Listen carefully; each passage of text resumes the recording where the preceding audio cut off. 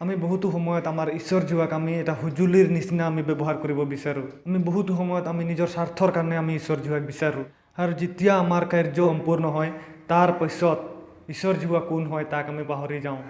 আমি কেনেকুৱা সময়ত আমি ঈশ্বৰ যোৱাক বিচাৰোঁ?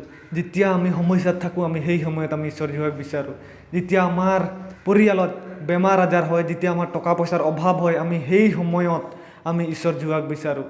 আৰু যেতিয়া আমাৰ সেই অভাৱবিলাক পূৰ্ণ হৈ যায় আমি ঈশ্বৰ যোৱাক আমি পাহৰি যাওঁ। যেতিয়া আমাৰ সমস্যা থাকে আমি ঈশ্বৰ যোৱাৰ ওচৰত আমি ক্ৰন্দন কৰোঁ। বাৰে বাৰে আমি ঈশ্বৰ যোৱাৰ ওচৰত প্ৰাৰ্থনা কৰোঁ, সদায় গীৰ্জা যাবলৈ চেষ্টা কৰোঁ, ঈশ্বৰ যোৱাৰ ওচৰত আমি নম্ৰ হ'বলৈ ইচ্ছা কৰোঁ।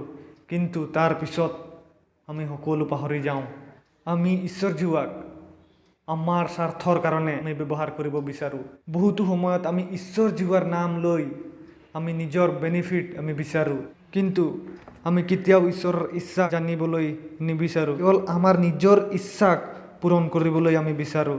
ঈশ্বৰক ভাল লাগক বা বেয়া লাগক, আমাক ভাল লাগিলে হ'ল। আমি আমাক ভাল লগা কাৰ্যবিলাকহে কৰোঁ, কিন্তু ঈশ্বৰক ভাল লগা কাৰ্যবিলাক আমি কৰিবলৈ ইচ্ছা নকৰোঁ।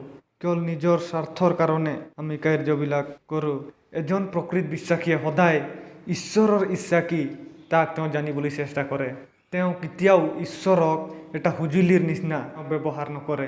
তেওঁ কেতিয়াও নিজৰ বেনিফিটৰ কাৰণে ঈশ্বৰ যোৱাৰ নামক ব্যৱহাৰ নকৰে। তেওঁ কেতিয়াও মানুহৰ পৰা গৌৰৱ নিবিচাৰে। তেওঁ কেতিয়াও মানুহৰ পৰা সন্মান পাব নিবিচাৰে।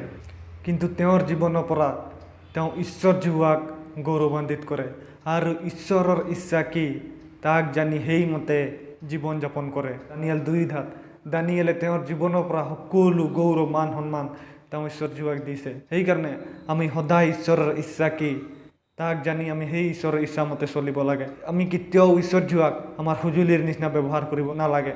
আমি সদায় আমি ঈশ্বৰ যোৱাক বিচাৰিব লাগে আৰু সমস্যাত দুখত সুখত সদায় ঈশ্বৰ যোৱাক আমি বিচাৰিব লাগে।